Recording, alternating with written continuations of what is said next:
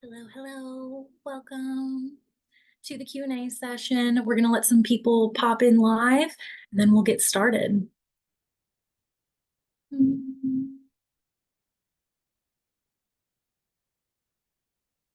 Welcome on in. Hello, hello. So happy to see you here. We've got up to 10 other people joining us today, so I'm going to give everyone a moment to continue to join us. Welcome, welcome. So glad everyone's here. And, what's so exciting about a Q&A session like the one that we are diving into today, there is going to be a lot of open-ended room for discussion and for conversation. I do have some resources I'll be sharing, of course, but at any time, if anybody has any questions live, please feel free to add them to the meeting chat. And not that, there won't be a conversation, but that way we can kind of keep a queue of what order questions are asked in, so we can kind of keep things a little bit more orderly. Again, thank you guys so much for being here today. I'm gonna get my slide deck up here on the screen for you. And while I'm getting this all warmed up, those of you who are joining us live, I'm so glad you're here. Pop in the chat where you're from. I'm so excited to see where everybody is coming and joining us from today.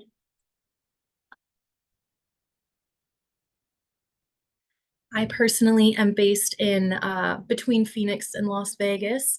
We've got Sacramento, California in the house. What up, what up? It's exciting.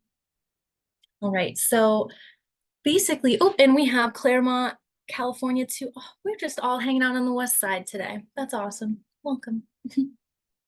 So today's main topics that I know a lot of people in the community have been kind of talking a lot about, at least in the community of the modern mocktail. We've been receiving a lot of specific question/requests under the topics of funding, business plans, but I want to put an asterisk there. Not only business plans for new businesses that are starting from ground zero, but also people who are specifically creating business plans and launch plans for additional revenue streams within the non-alc space. And then lastly, talking about optimizing optimizing operations. There we go.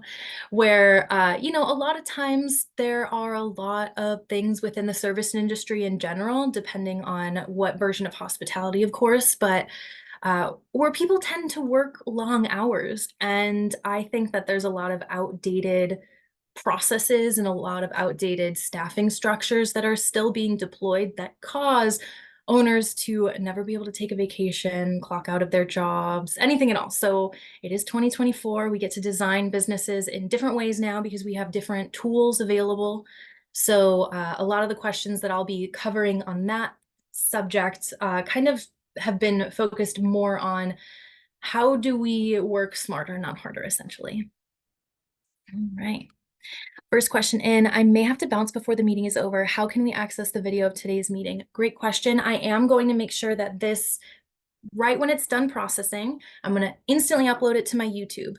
Once it's on YouTube, I'm also going to put it in the newsletter that will be sent out to everybody. So the fact that you RSVP'd for this means you're already going to be on that email list. So you'll get that YouTube video shortly after. Usually takes up to a couple hours, including all the processing time because of the long videos, but I will make sure I get that out by the end today. Right.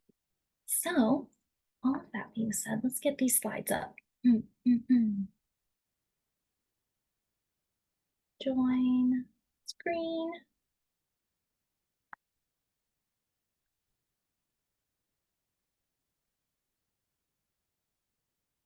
I apologize. Zoom as always. I always have to click so many buttons to make all the things do what I need them to do.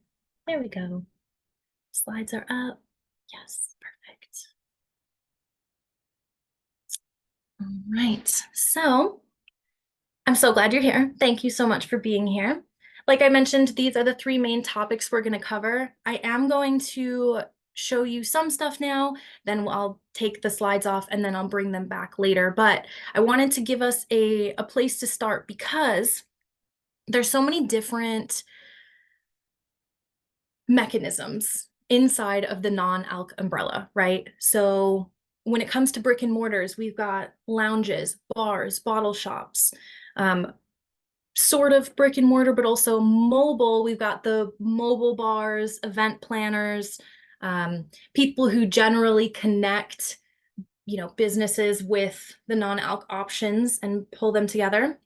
Then we've got our full-on e-commerce section of the entire non-alc space, which technically could be a copy and paste of a lot of the other revenue streams, but also there are unique things like subscription models that get directly shipped to your house, so on and so forth.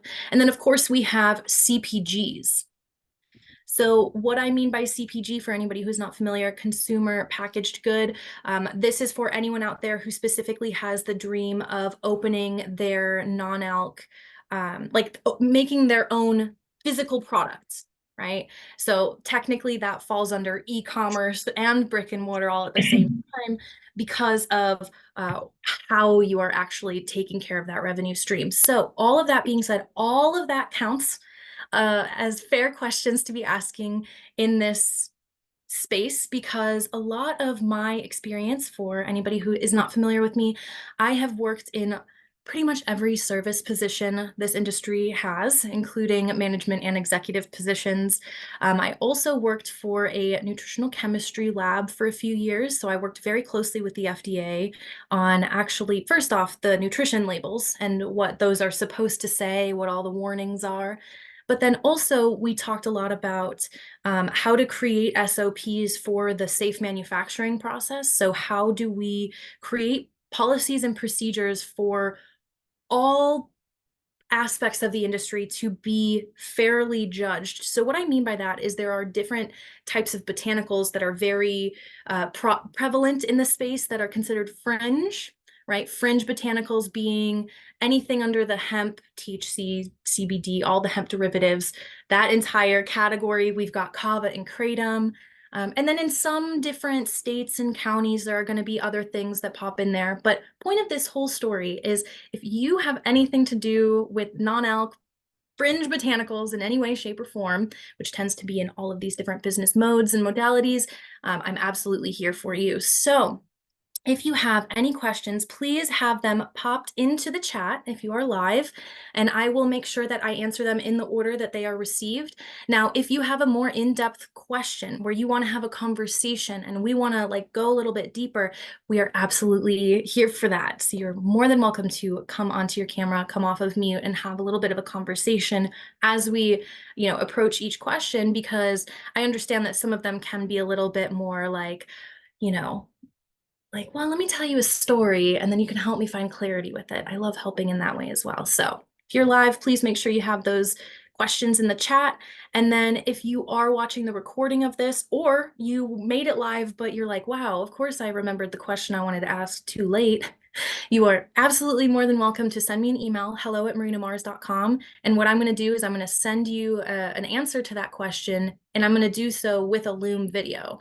For those of you who aren't familiar with Loom, basically it's me pretending like we're on a Zoom call, and I explain whatever I need to you. If I need to share my screen, I can do that. And that way I want to make sure everybody's questions are answered. And I understand that not everyone can show up live, so I do appreciate that. Now, while we are waiting for some questions to pop in here, one other thing I do want to mention is that if you do share a little, social story that you are here, that you made it to this session, I will be so happy to give you a free 15-minute strategy session in any topic under the non-alc umbrella. Now, I want to let you know why I'm doing this, because I think it's really important, and it could be a learning lesson for what you might be doing with your business. So, of course, yes, it helps me that you share that you're here and getting something valuable, but let's talk about how it helps you. I've been in a lot of different coaching kind of contexts before where at first I was very much just I'd never come onto my camera. I'd never come off mute. Sometimes I'd ask questions, but I would really more be a fly on the wall for a lot of things. And what I learned in life was anytime I'm a fly in the wall, it reminds me of you're pregnant with an idea, but baby has not made it to the world yet, right? So you've got this idea, you're baking it, you want to protect it and shelter it because you're not ready for any sort of refinement. You're not ready for the world to give you their opinion on it. You're not ready for any of those things. Totally makes sense. You do you. But at a certain point, you're going to feel an action needs to be taken in order to actually make your business open and make the thing happen, right? When you start to post that you are on that journey, you say, "Hey, I'm attending these trainings. I really want to open a business and I don't know what I'm doing yet, or I want to start this new revenue stream, but not quite sure yet." This is technically part of your pre-launch. You're actually, by sharing what you're doing behind the scenes, you're showing people like, "Hey, I'm energetically on this path and you have no idea who is watching." Like, even if you feel like you don't have an audience, even if you only have like 50 Instagram followers, but there's anybody there who looks at your story or looks at the posts that you put out there, or they look at the comments that you put on other people's pages about what you're trying to accomplish, like, you have no idea who's watching you. And over the years, I've learned that anytime that I keep something to myself, it's a shame because it turns out when I put my idea out there right away, like, "Hey, this is a new business venture I want to do. Hey, this is a new model that I think would be helpful. I don't really need it for my business, but does someone else need it?" The faster I put things out there, the more the world interacts with me. Um, Honestly, we're about to, I mentioned that there's lots of different topics we can discuss today, including funding and business plans. But I want to mention that, like, when I had started posting initially with about this business with my husband and just saying, "Hey, these are just like kind of what we're kind of thinking of doing. We're open for business. Who needs our help?" We had some very random requests come in that we had no idea that were not in our business plan. We had no idea that we'd be doing so much other type of design work when we initially started our business. But as time is moving on, for example, more and more companies want us to design their menus for them, like graphic design with educational components. We thought that that might be some small thing or something people want to learn how to do, but maybe they don't want to outsource it. But it turns out we've had multiple private clients in this category, all because we had posted things like, "Hey, this is kind of a thing that we're working on behind the scenes." Because we had one-on-one client who had specifically wanted that. And then from there, it turned into an incredible revenue source and an incredible place to be able to help other people. So, all of that being said, don't be afraid to put your dreams out there and tell people, "Hey, my idea isn't fully made yet. It isn't fully hatched, but this is what, like, I am kind of thinking about doing this, so I'm a little nervous," or, it's okay because you're in that discovery phase. So, all of that being said, I'm going to start popping into the questions here. And yeah, reminding you of business plans, funding, and optimizing operations being our main topics here. All right, so let's go through these questions. Oh, I love them already. Okay, the first one is, what's the first step in finding a location/venue? This is a great question, and it really is going to depend on who you want to help. So, for example, if you are in an area that has, like, we're not even focused on competition or if other people are doing anything, right? But let's say you're like, "I know I want to open a non-alc bar somewhere in this general county because I live here, so I don't want to drive more than 50 miles ever to go to work." So you've got that narrowed down. Then you start to think, "Okay, well, according to my mission statement, according to my why am I starting this business?" A lot of times in the non-alc space, there's always, not always, but sometimes there are sobriety statements in here, right? So I'm going to use that as an example, but just know that you don't like have to be sober to be successful in this industry, right? But just as an example, let's say I am someone who specifically wants to help sober people, but maybe, just as an example, maybe I went through a program, or maybe I am involved in a church group, or maybe I have just a general community of people that I've known throughout the years that are kind of uh, what I'm trying to create would solve a lot of problems for them. Maybe they have places to hang out, right? Whatever your group is and whatever your why is that got you started, you have to think, where are they hanging out? Where do they live? What is convenient for them in terms of being able to get them to come hang out? Now, of course, if the best locations tend to be very expensive, right? So, for example, downtown Phoenix, Roosevelt Road, the Arts District. This is one of the most expensive parts of real estate for that kind of a business. But yet, you see non-alc businesses popping up over here. And why is that happening? Because it's a very everybody's there. There's a lot of foot traffic, street traffic. So while yes, there's a lot of rent that they have to cover before they can get everything taken care of, they know they can rely on that foot traffic, right? But let's say you're on the outskirts of town where people have to drive to come hang out with you.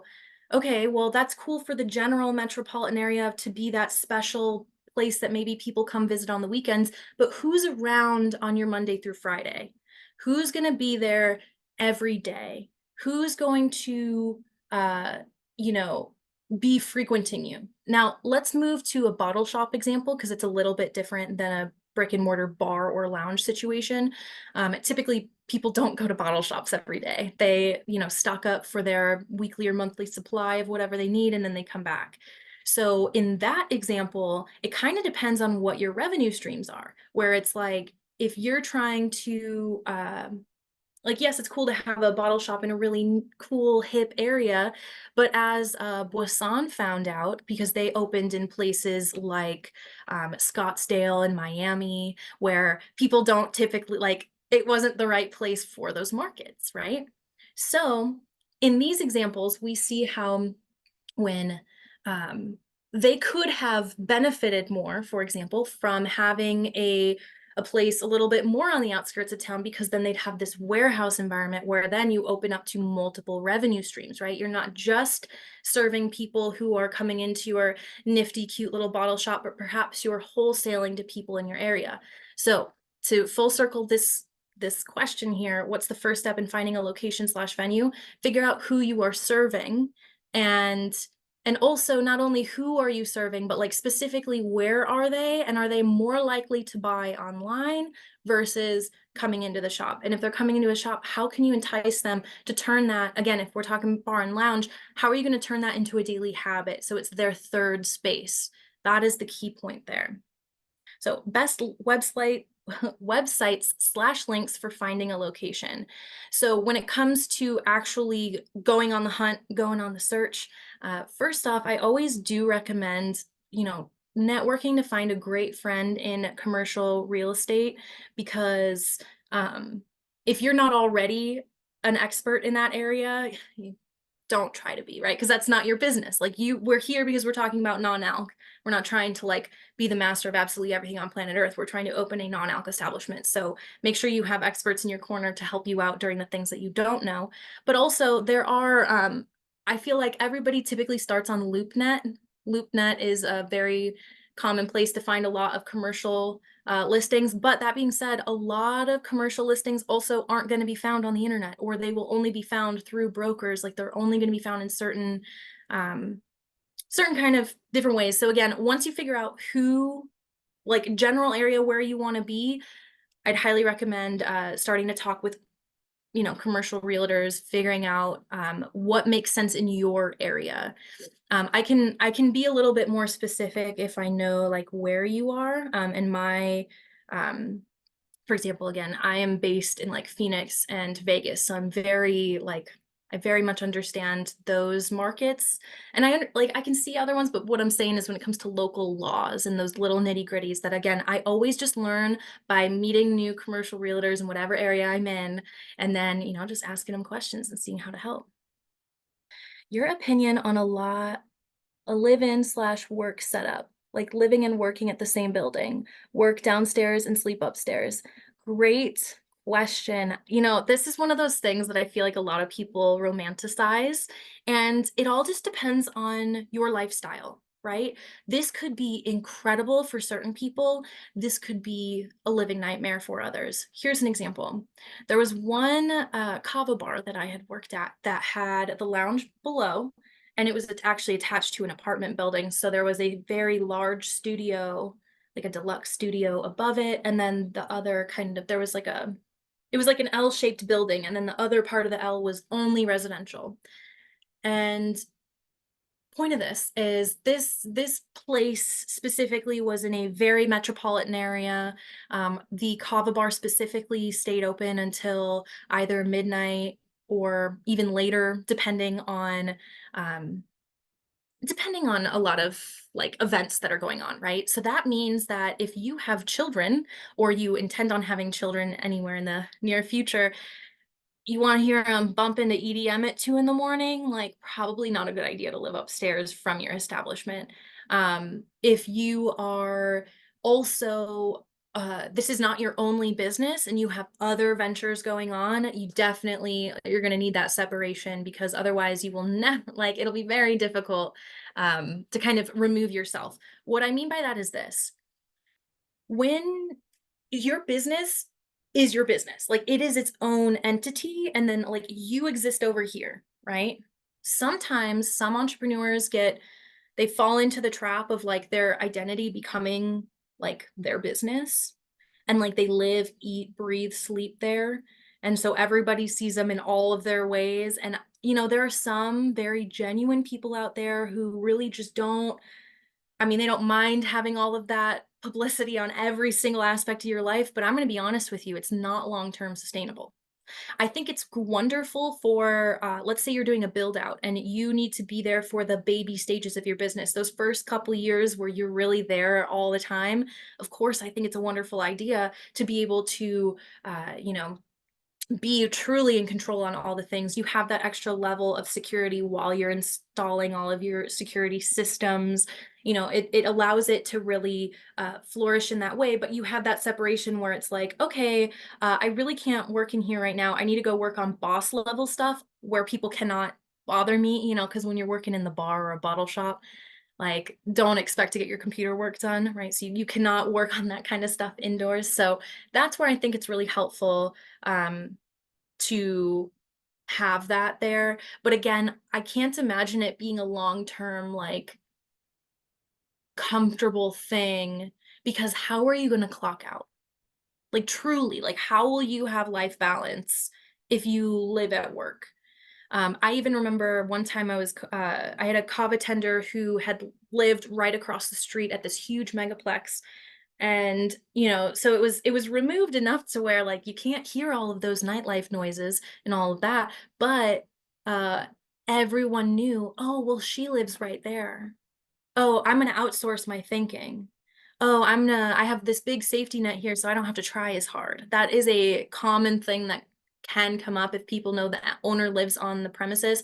If there is an upset person in the neighborhood, and I'm imagining again in like a very metropolitan area where you just have so many things going on, so many personalities, all the things, right?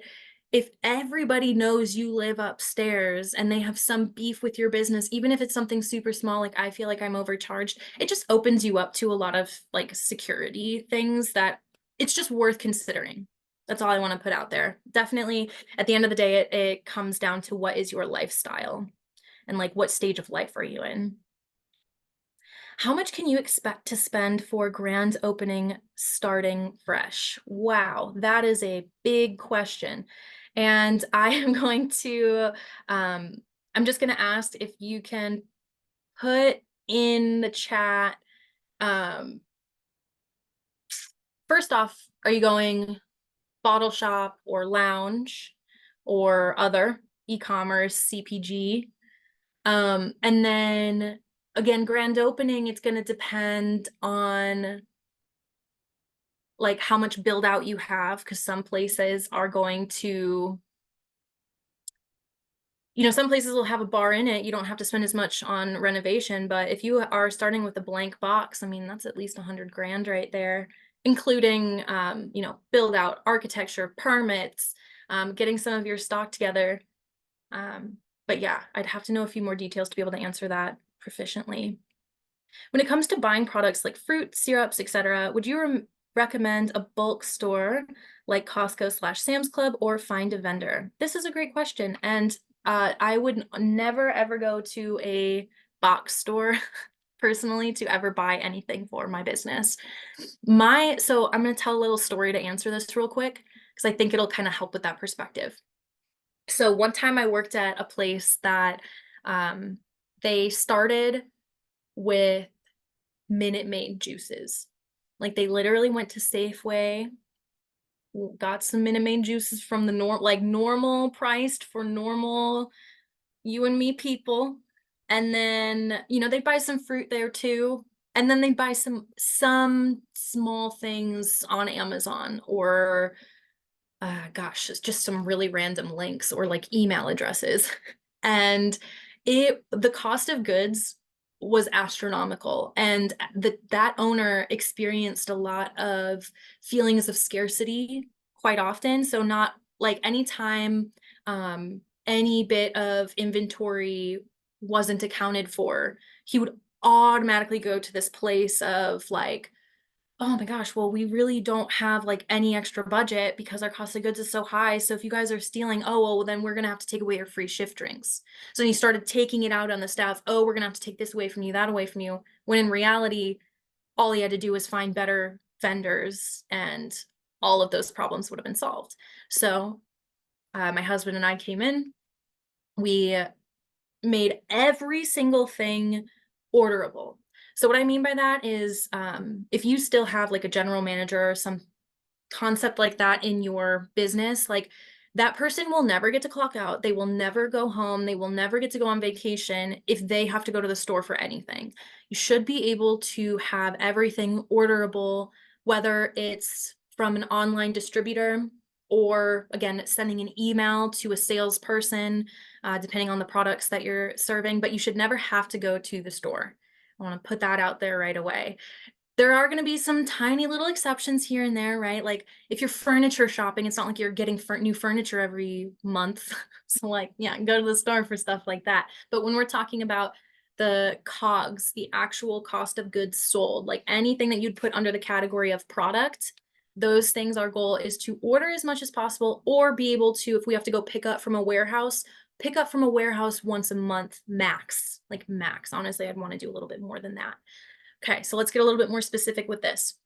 Fruit. There's typically, depending on your city and town, there's typically a farmer that would love to drop off their fresh produce to you. If you live in the city, there's usually farmer co-ops that are already set up. I know in Phoenix, there is a produce company called eTool, like ITULE produce. And what they would do is we would literally like there's this like uh, website that we go to. We just click in like, I want 3 pineapples and 4 cases of raspberries. And then they would just deliver it. And so every Monday we'd get our fresh, actually we did it twice a week because, fruit gets a little droopy by the end of the week. So we would do 2 deliveries of that per week. Now, let's talk about syrups. A lot of syrups, it kind of depends on the route you want to go. You can make your own. You can absolutely make your own syrups, and I'm happy to teach you how in another context.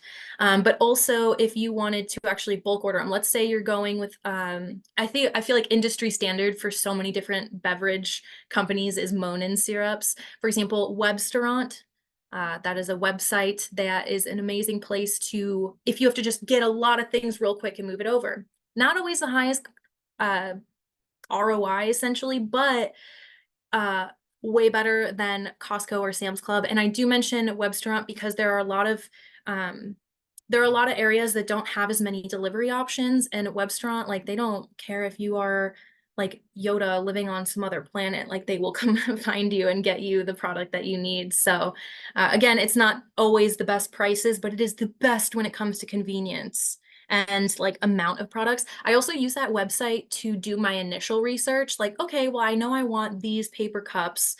Thank you, Webstaurant, for helping me figure out what they're called so that I can copy and paste that into Google and then go look to see, is there any other cheaper option on the market? If not, okay, then I'll order it, excuse me, from Webstaurant. And then when it comes to anything else, like let's say you're talking about like kava, kratom, any other specific product, you'll have to specifically ask me because depending on what part of the industry you're in, there's not exactly you can order everything from one website at this point. Like For example, the alcohol industry has been around for so long that in the South, there's literally only two distribution companies you can order from that you get like all of your bar supplies from. So for example, if you're in the South, very a lot easier to like get a lot of these things together. But I'm in the Wild West where nothing has been put together all the way. So I'm very used to having a very complicated spreadsheet from ordering for all of my things. So side note, if you are opening a bar or lounge, I always think it's a wonderful idea to consider uh, when you're looking at real estate, see if you can have a bigger backstock area because that's going to cut down on a lot of stuff for you. Can you share your thoughts on having food as a main driver of profit for an NA lounge? This is a wonderful question. And I feel like uh, for those of you who have ever watched Bar Rescue, John Taffer, um, I feel like it's one of those like no-brainer, amazing ideas to have food. Now, to say it's the main driver of profit, it kind of just depends on your passion in life, right? Like if you love food and you love to cook, so it's a lot more like, yo, like we're actually more of a restaurant that has a non-alc lounge, then that's super cool. Go for it. Now, I want to mention that there are more and more non-alc lounges popping up that have a second menu that is a more like snacky menu. So for example, things that are like bite-sized food, like finger food, and I've seen like sandwiches and pizzas. I've never seen at this point a non-alc lounge that says I'm a non-alc lounge that serves like three-course meals. Now, I've seen restaurants that have some NA options that serve it, but then they also still have alcoholic options. So it kind of depends. You just want to be like so specific on like what is your main driver in your business? Like that would be your main business. And then you've got these other like revenue streams, right? So all of that being said, though, I know that this is something that is such a cool idea because the moment you're involving food, now you're not just a lounge that serves drinks, therefore you're not as niche. Now you have food. Everybody eats food. Like everybody gets hungry at some point. So, for example, the people who just walk into a kava bar where there's only kava and kratom available and they're like, "Man, like I need to eat food before I have any of those and there's really nothing else for me and this isn't family-friendly menu." You have such a small amount of people that can hang out. But if you have a non-alc lounge menu, and clearly that, you know, doesn't have alcohol in it, and then you've got the restaurant component, now the people who are just coming along with the friend group or they're just coming along because the meeting is at your establishment, now their tab will not be $0. Now their tab will be whatever your lowest price point is, right? So I think it's a wonderful idea. And when it comes to like, I think the word I'm getting stuck up on in this conversation is main, because to me, in my head, I'm literally seeing like this two different business plans forming depending on do you want to lead as a restaurant that has an NA lounge in it? Um, I always think of the big chain restaurants like Chili's and Fridays, right? Like they have a lounge and bar, but they are a restaurant, like they're a bar and grill, right? So like it kind of just depends on how you want to set it up. But I will say I've seen so much demand for this, like so much. So many people want that type of establishment because they hate like they're having this great time in this bubble of a non-alc space, and then they're like, oh, well, we have to leave to go eat food, and it's fun and all, but then they don't have all of those fun drink options. So then people leave, and then they either have to come back or, yeah, you're definitely basically going to, at the very least, double your profits by having food around. And way more than that. I'm just being very conservative with what I'm saying. But I will say the last thing on this is I'm currently helping a company do a menu redesign with adding a bunch of food and making it obvious. So it's not just like this side snack menu, but it's like, hey, we have food and we're this big non-alc lounge. And because they're in an area where there's a lot of college students, they're right next to a major campus. I mean, this has been the driving point that made them go from being the sweet treat, just that one little drink of a treat for the people in the area. And now they are able to remarket and position themselves as this really awesome co-working space where, you can hang out all day long and there's affordable snacks, there's affordable drinks. So no matter what your budget is, like you've got something to hang out all day. So now you're squeezing like hundreds of dollars out of these college students that otherwise, in their head, they might think that you're just a luxury. But the moment you provide that food, oh, it's game over. I highly recommend. Do. I was not able to get in at the beginning and was not sure if a recording will be sent. Yes, a recording will be sent, and I will make sure. So basically, I'm going to put it on YouTube. Once it's done processing, I'm going to send out a newsletter that has that in it, and all of y'all are on it. So you should receive that. And by the way, if you think of another question and like it doesn't end up in the chat in time, or like, it happens later, you can always send me an email, hello@marinamars.com, and I'm happy to continue the conversation as well. In terms of ordering products, is it best to go through a distribution company like Airgoods or Faire, or order direct from a brand? I'm swimming in so many different brands. Also, how do you know quantities to order out of the gate? These are such good questions. So let's dive deeper with the distribution versus the actual brand itself. So it's going to depend on the brand. So, for example, there are, again, Boisson is an online distributor, Faire online distributor, Airgood online distributor, but not all non-alc brands, or just brands in general, whatever you're looking for, not all of them are going to be on those directories, right? So, you know, whatever's on the directory, heck yeah, it's really awesome to get all your things in one place. And then usually that helps uh, for a multitude of logistical reasons. Sometimes it'll cut down on shipping, but not all the time. So if it's a type of distributor that has a warehouse, yeah, it's going to cut down on your shipping. But if it's actually just kind of one of those websites that acts as a directory for others, you're going to end up paying separate shipping charges because it's still going to come from HQ of whatever the brand is. So here's an example. I've been working with brands like Lalo and Odyssey for years now, like pretty much since both of their year ones. And when I first started ordering from them, it was literally an email, like an email address that I would talk to, because at that point the brands were small. They were literally just the sales team, and maybe the sales team was the CEO. Like there's not a lot of team infrastructure built yet. So some brands, they don't have the ability to be in these distributor networks. Here's another example. For those of you who've never started a CPG before, it costs $30,000 to $60,000 just to get the formulation. And we haven't even started talking about getting the first, 3,000 to 5,000 SKUs actually created and manufactured. So when it comes to creating a CPG, it costs just as much as a brick and mortar in some cases, right? Because then we have to talk about distribution. So some of these big distribution sites and the ones that have warehouses, they require these companies to send, like, I don't know, a pallet, two pallets, thousands of thousands of cans in order to be carried on their website, because they are a high volume website.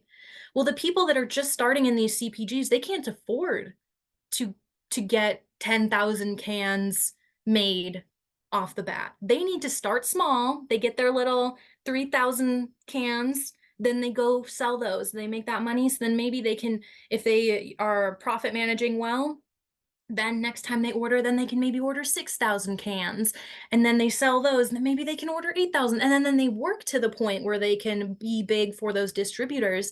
But I just want to mention that while distributors are wonderful for making it easier for us to see what options are in the market, they're never going to be fully inclusive of everything.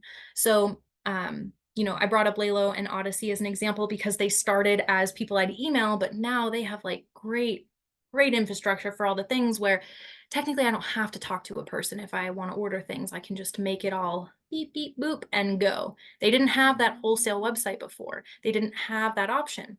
So I want to mention this now. You can find these products in some distributors, but sometimes when you order wholesale from them directly, you might get a better rate because there's not a middleman that's there. But for other types of CPGs, it actually is cheaper to order from the distributor because the distributor is actually helping them with all of the shipping logistics. So therefore, they're able to bring it down in price. So I'm so sorry that I cannot give you as straightforward of an answer as I would really love to right now, because it just depends on the brand. And there's so many brand new brands coming out every day, and it's a really exciting time.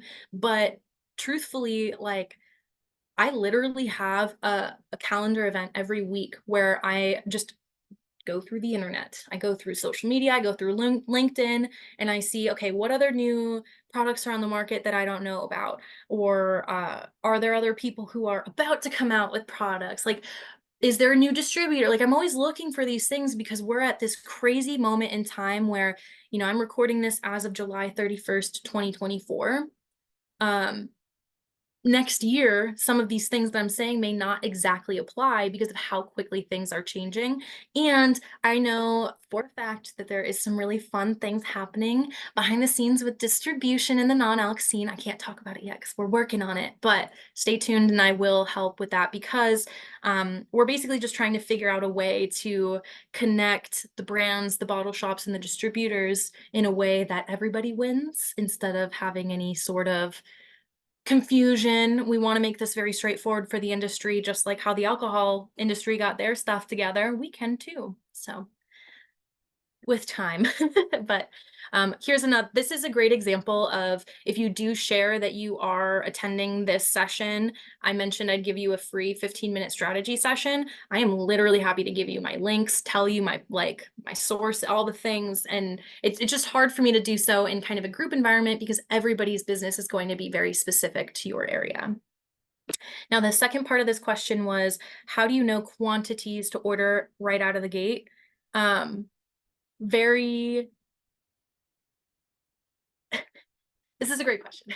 My brain went three different directions at the same time because it depends on what stage of your business you're at, to be honest. If you've never opened at all before, period, let's first start by talking about your real estate. How much space do you have in your storeroom, your showroom? How much like physical space do you have? Number two, how much funding do you have to start with? So what is your budget and who are your people that you're trying to serve?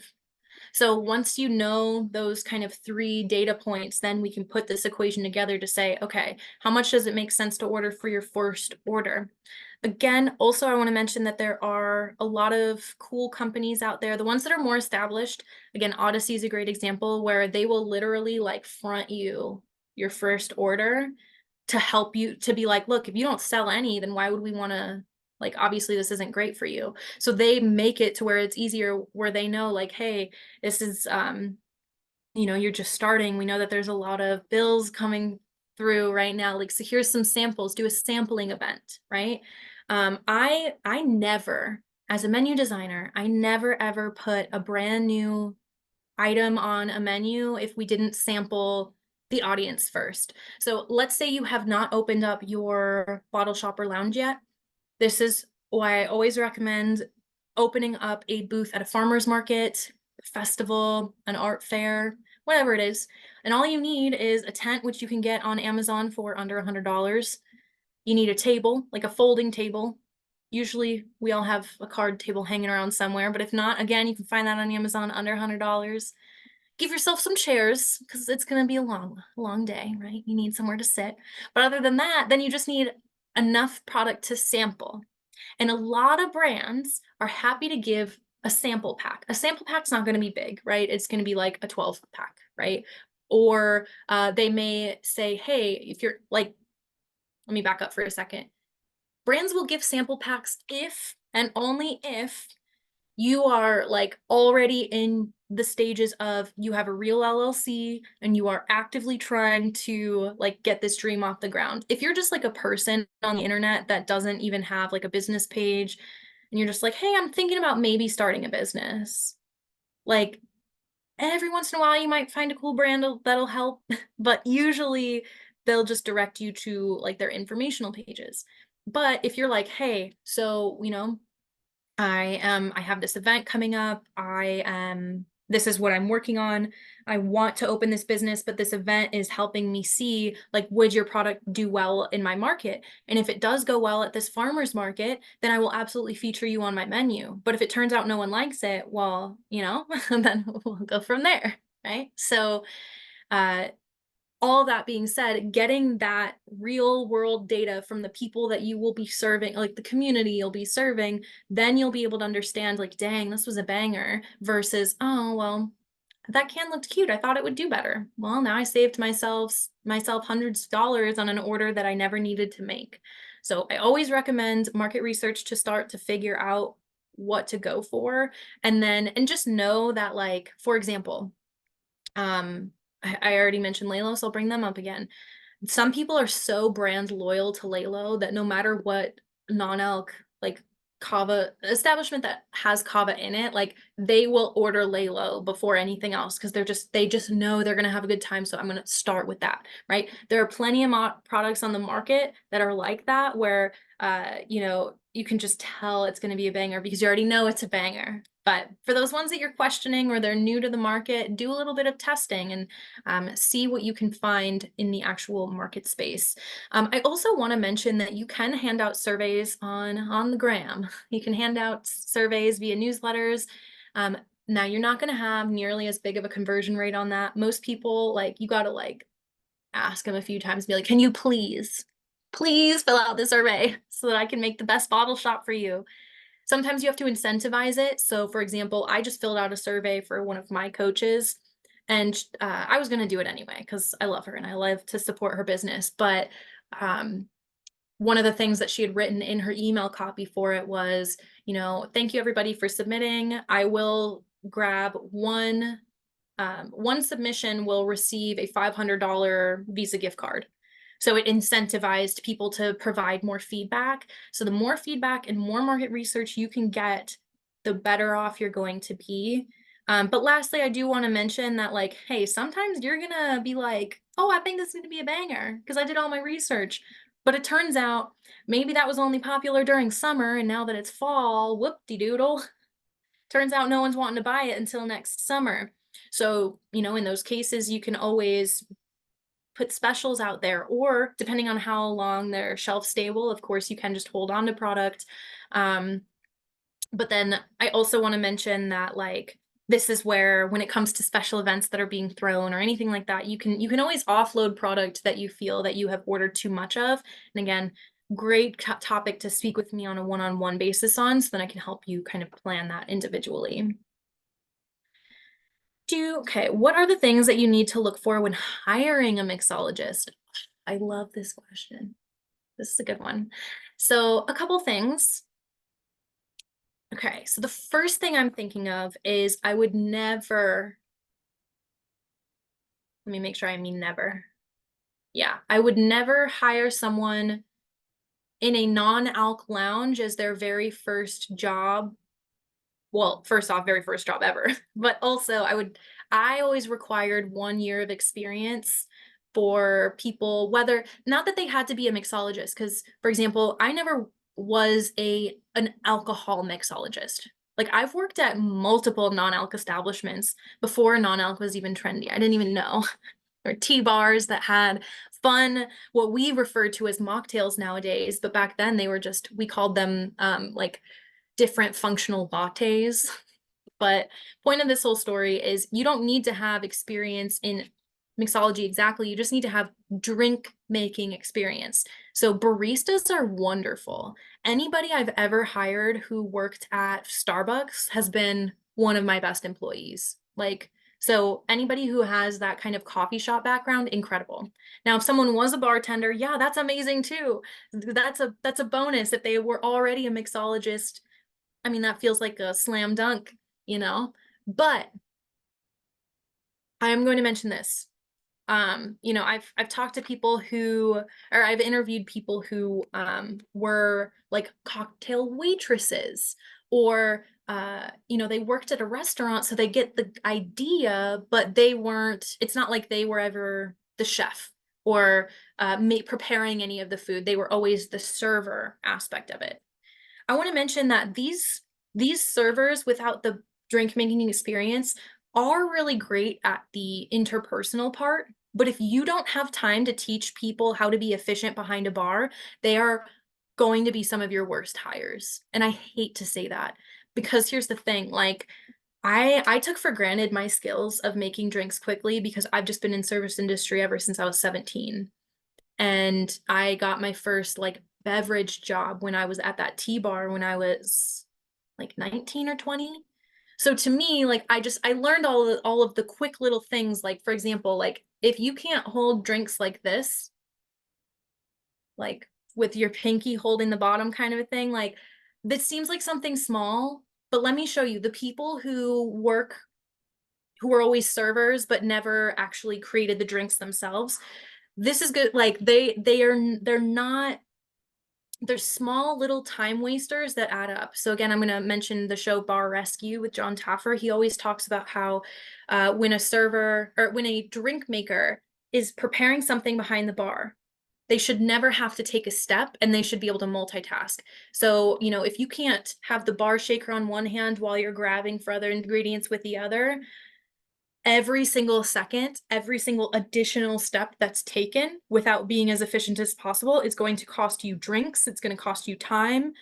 There's a lot of untraining to do. So not even just training, but there's a lot of untraining because these people are confident because they're like, I've been serving for a long time. I know how to serve people. And that may be true in terms of the, oh, well, you understand how our menu works and you know how to take an order.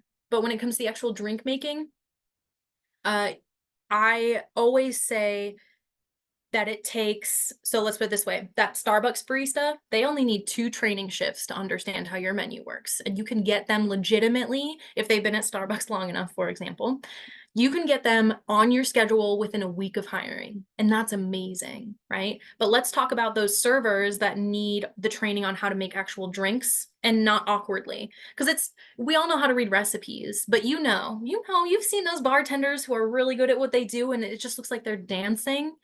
That takes a month to learn from scratch at least, and that is a lot of training, and that is a big training budget.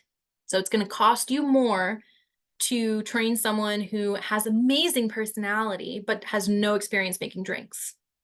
Now, let's talk about people who have made drinks but have a horrible personality. Now, some things you can train out of people and let them know, hey, this is our company culture. So, you know, you're so good at making drinks that we're willing to give this a try, but just know that we need you to present this way. We need you to talk this way. This is our brand. And I've seen that work out incredibly. And in fact, some of my favorite coworkers of all time were in that category. And I want to mention this too. If someone ever comes behind the bar and says, I hate people, I mean, that is the biggest red flag that the moment you hear someone say something like that, just it's an automatic do not, like just you do not pass go, you do not collect $200, you are on probation, if not off this team for a month, because it is I'm specifically talking in the non-alc context. In a traditional bar where there's alcohol, people are too drunk to notice or give a hoot who you are behind the bar. Sometimes, you know, in traditional bars, people care about their bartenders, but to be honest, most of the time they are, um, you know, just treated differently. But when you're in a non-alc space where people are sober, they are very aware. They hear everything your bartenders are saying, whether they're behind the bar or not. I've seen um, because these non-alc third spaces are not super prevalent yet, although they need to be, that typically means that there's usually only a couple places in town, if you're lucky, for people to congregate in a non-alc environment. So therefore, you're going to have a very large intersection of people who are not all going to be the same at all, right? The one thing they have in common is that they don't want to drink alcohol, but they're going to be from all different walks of life and everything. So if you can't be having like people with um strong convictions behind the bar to the point where they are not able to have conversation with people. So I'll give another example for this. When you're hiring a really great mixologist, they are thinking of function in multiple terms. So for example, I'm just going to walk you through a day of my life as a cava tender back in the day. So I would wake up in the morning. I would literally pick an outfit because I got to choose the light colors that were in the bar that I worked at, and I also got to choose the music, and I got to choose the atmospheric TV that was on in the background. So, like, just like nature images or whatever you want to choose. So I'd wake up. I remember one day I woke up and I was like, I just want to be super feminine and floral today. So I wore cute little like floral dress and like a workable dress. And I put flowers blooming on the screens behind me. I picked beautiful like spring flower colors for the lighting. And then I played music that was like this very soft but upbeat kind of lo-fi femme vibe. And so that day, I'd have my customers come in and my regulars, I'd already get started on their drinks. I already knew I'd get it going. And because I knew that the function for them was the people who would be coming in during the day, they were a lot of blue collar people or a lot of um, people who had to, like, they're in the middle of work. They need to grab their thing and then they would go. And so, because of that, the function was efficiency there, but also why did they come here instead of going to a 7-Eleven like all other plumbers or electricians do? Well, because they wanted to connect with community, because a lot of time, a lot of labor workers really like to go to bars to connect with people beyond just the alcohol. So because of that, it turned into this kind of every day around lunchtime, we'd get all these different people from different industries who came in, all blue collar workers, but none of them knew each other. And then they all became friends because we would always ask unifying questions during every day of every shift. So I'd ask people like, "Hey, what's your definition of this thing?" Or, "Hey, how do you know when you fell in love?" Like, I would just ask things that would just and I'd be like, "Oh, my friend Ted over there. Oh, he said this. Hey, maybe you'd get along with Ted." And then there would be a community connection. So the function behind being a mixologist in this environment was not only creating drinks that they needed, but it was also creating atmosphere and environment and community for the reason they were coming in. So you need to have someone who is incredibly well-rounded for a job like this because again, you're going to be dealing with people who are sober. And why are they sober? We don't always know, but sometimes people will tell us. And if you don't have a server who's willing to have a mature adult conversation about, for example, drugs and alcohol in a way that's professional in your environment, oh, you're gonna have a bit of a situation on your hands. So there's going to naturally be some more tender topics that come up. So I would just create a more tender interview. I wouldn't ask the normal questions. I do have a 3-part like workshop, building accountable crews. I'm happy to share, where I talk very in depth about interview questions. But again, this is another thing I'd be happy to like sit down with you and be like, hey, like, what exactly position are you hiring for? I'm happy to help you write those interview questions so you can get to the bottom of it. What permits are required? Where to even start? This is another great question. So permits are going to depend on non-alc lounge versus bottle shop and what state you're in. Let's see, this question came from Nicole. Nicole's doing a bottle shop. So, and you're doing a bottle shop in California. So here's the thing. California is always a special case. I feel like California always has a few extra rules you're going to want to look at for your specific county. But let's talk bottle shop real quick. If you are only serving, like if you're only selling bottles, like pretend that this was never opened. This is a closed can. If you are just selling this, all you need to do is make sure that, of course, your building permits are very important. That, again, it very much is going to depend on your city specifically. But for health department specifically, when you are a bottle shop, the main thing that they're going to be looking for is just making sure that you don't store product on the floor. Everything needs to be on a shelf, and that everything is being rotated. You have the right dates on things. That typically it's literally usually just a call. Some states don't actually use their health department for certain objects. So for example, in Florida, if you are opening a kava bar, you're technically under the Department of Agriculture, which operates a little bit differently. So because of that, they had different permits. Like they have this rule where they have to have, or they used to have a hood over like a brewing area, but that just recently changed too. So point of that whole story is just double check in your county specifically, talk to your health department and say, hey, this is what I'm opening. Are there any special considerations? Again, bottle shops are usually very straightforward and easy, but I will mention this. Let's say you ever want to have a sampling event, like a tasting event at your establishment. You cannot serve, like the moment you open the can, you now fall into a different business category fundamentally. So when you open the can, now you are a server.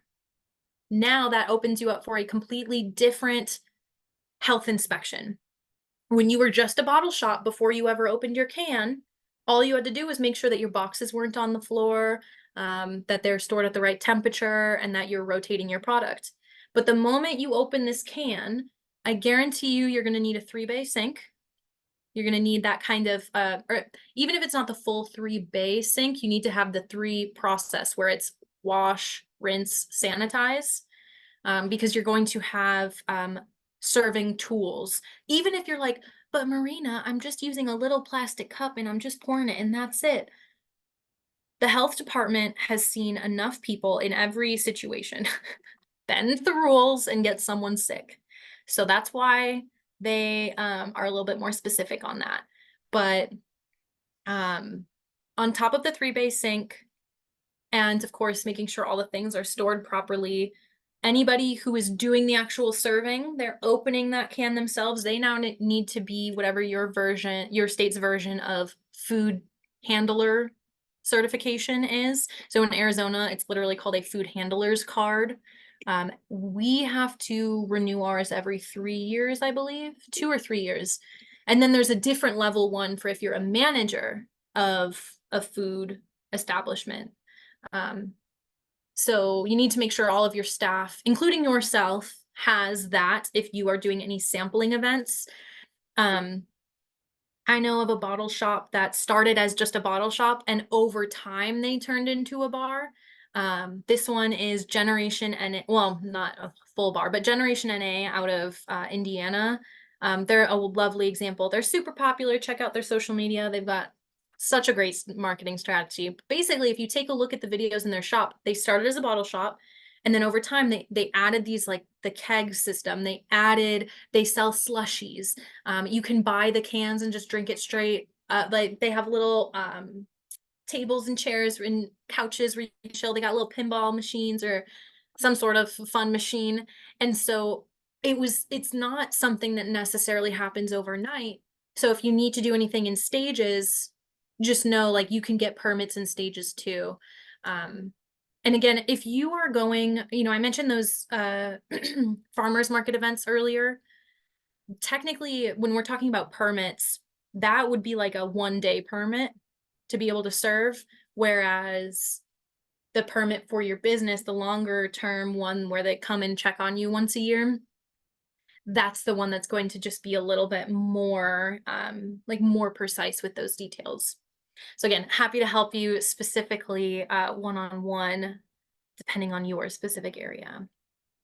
Okay, I live in Houston. A non-alc lounge is a hard sell down here, which is why I need a second revenue stream to draw customers. What about a coffee shop / combo? I love this question. I love combo establishments. I think that they're so smart. I do want to mention right now, you said you live in Houston. I'm in conversation with, like I mentioned, all different sides of this industry. I keep hearing so much about Texas wanting more of this because I want to point this out. Non-alc is a very big market. A lot of times bars, like let's talk traditional bars because bars have been around for like literally thousands of years. So they have to specialize. If you have, there's always parts of town that have like 10 bars next to each other. That might be an exaggeration. Maybe it's just a little row of bars and all of them stay in business. So that's because each of them got very hyper specialized, right? There's always themed bars, or neighborhood bars, dive bars, fancy bars, like all the different things. Non-alc is not in that space yet. So I feel people who believe that there's a hard sell to an area just haven't thought about who's in the area. So for example, when I think of Houston, Texas, I think of gosh, such a smorgasbord of so many different types of people. But I also think of, um, you know, who's often underserved are like, for example, there are a lot of sober Christians out there that may not always want, like, aren't always thought about in the main way that marketing of these establishments typically go. But you see how there's this one market that I mentioned, just as an example. There's plenty, but I know Texas has a lot of them. So, just as an example, there's so many different kinds of groups you can have into your establishment, and you can have different marketing strategies and even revenue streams for each of them. So, I'm going to start off by mentioning that having coffee on your non-alc menu is wonderful. I think it's a cool idea, and I will say, if you have a very loud espresso machine, that does fundamentally change the vibe of the establishment. It's loud, it's not as chill. When some people hear that sound, especially people like me who I lived in coffee shops during college. Like even when I'd be working at the tea bar, the tea bar was right next door to a coffee shop. So before I'd start my shift, I'd go over to the coffee shop and get my like triple espresso Americano, bring it over to the tea shop, and then I would like mix it with some other things to make it like I didn't realize back in the day it was a functional mocktail, but here we are. So, point of that is the tea bar was a very different vibe. I loved having my group sessions with my study group in the tea bar because it was a very relaxed atmosphere. There's no loud noises, like it's chill. But I would never dare take my study group to a coffee shop where it's like blah, blah, blah, like all these noises the whole time. Like, oh my God, no.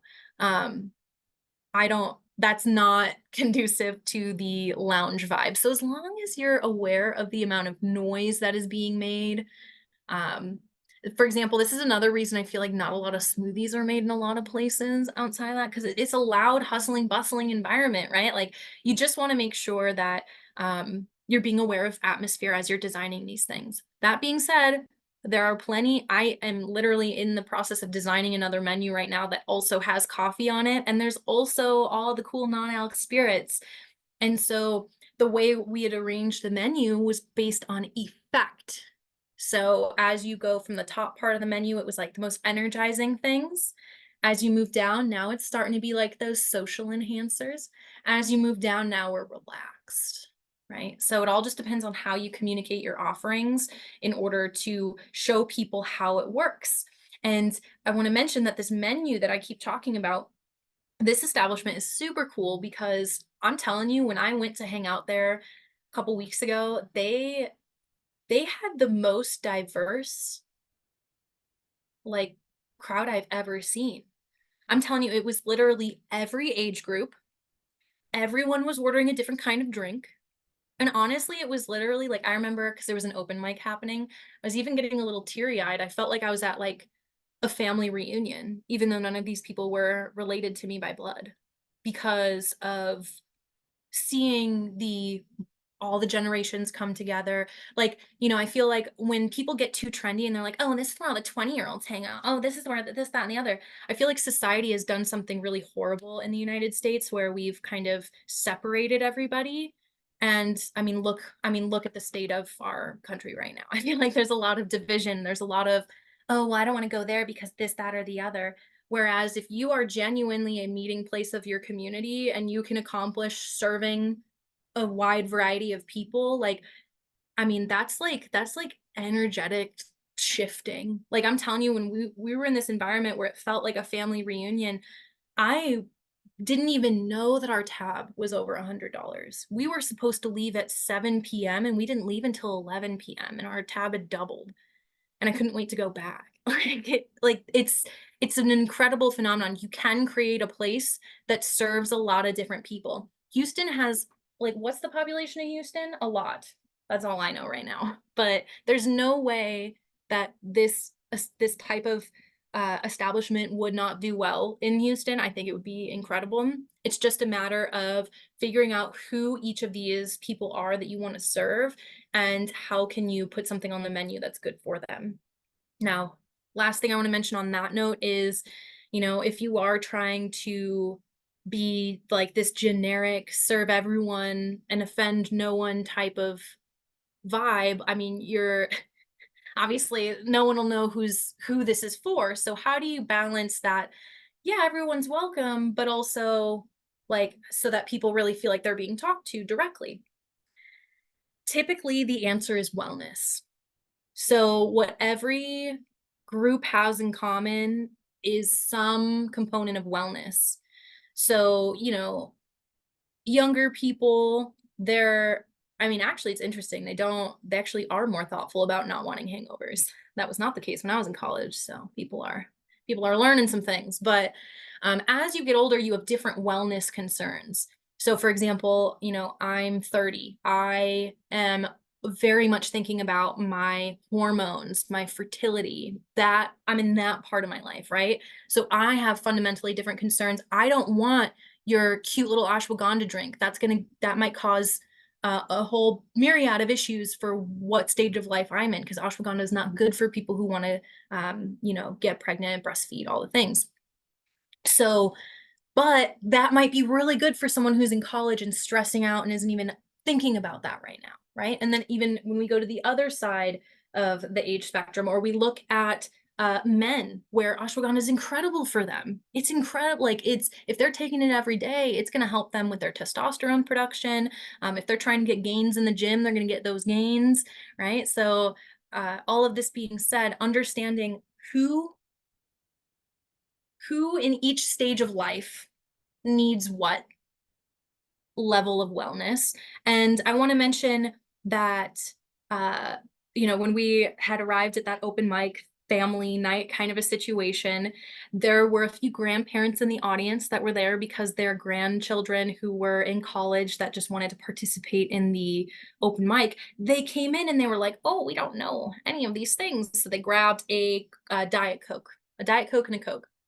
And then by the end of the night, they had 3 spirit elixirs, like 3 spirit mocktails in their hands, and it was so cool to see, but it took getting in the door for their grandkids, and then their grandkids were ordering some cool drinks, and the people around them were ordering cool drinks, so they were like, "Okay, well, what is this?"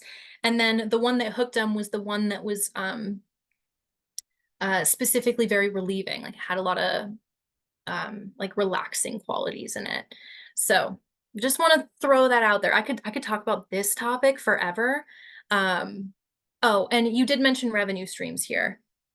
I don't want you to only think about drinks as your revenue streams. You can throw events. They could be ticketed. Oh, here's a banger. You just say that you do events, and then if someone wants a non-alc wedding, I mean, that's five to $10,000 right there, depending on the size of the wedding and all the things. Other revenue streams, I mean, you can literally, of course, have an online store. You can have, Instacart, Uber Eats, all the things like they can all connect with you. There's so many things you can do here for revenue streams that it's kind of just like, what's your favorite thing to do? Like, if you like making content, well, then make a monetized blog too. Like, you can add so many features to your existing business.